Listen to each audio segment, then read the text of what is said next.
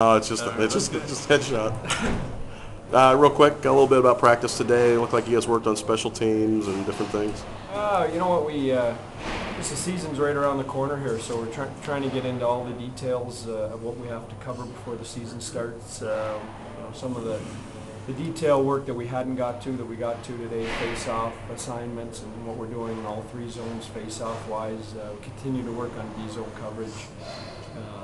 And everyone's responsibilities on the way. So just a lot to cover, and with the hectic preseason schedule, we haven't had a lot of practice time, so it was nice to have a good practice day today.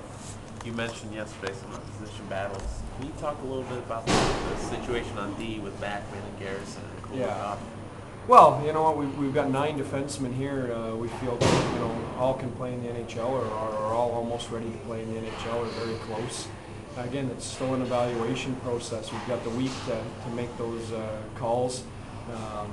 There's some outside influences in some of those situations. Obviously, Backman doesn't have a contract yet. Kulikov, we're still waiting to see, I think, whether we can sign him or not. So, from a coaching perspective, we're making evaluations on those guys, and some of those decisions might be made for us depending on contracts.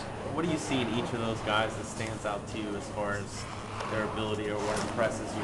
Well, they all do something a little bit different. I mean, Garrison's a big, wide-body guy, that plays hard and is going to be a real strong in the puck area.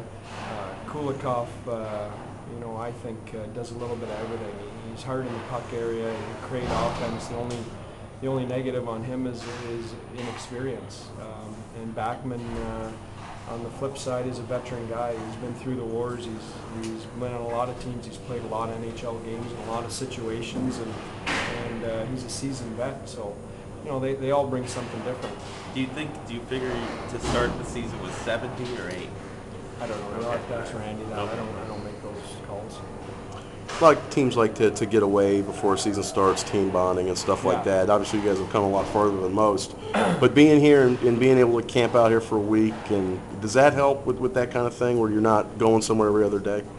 Well, absolutely. I mean, this is a much better setup than our trip through North America for preseason. You're not changing hotels. You don't have 2 separate teams. It's funny.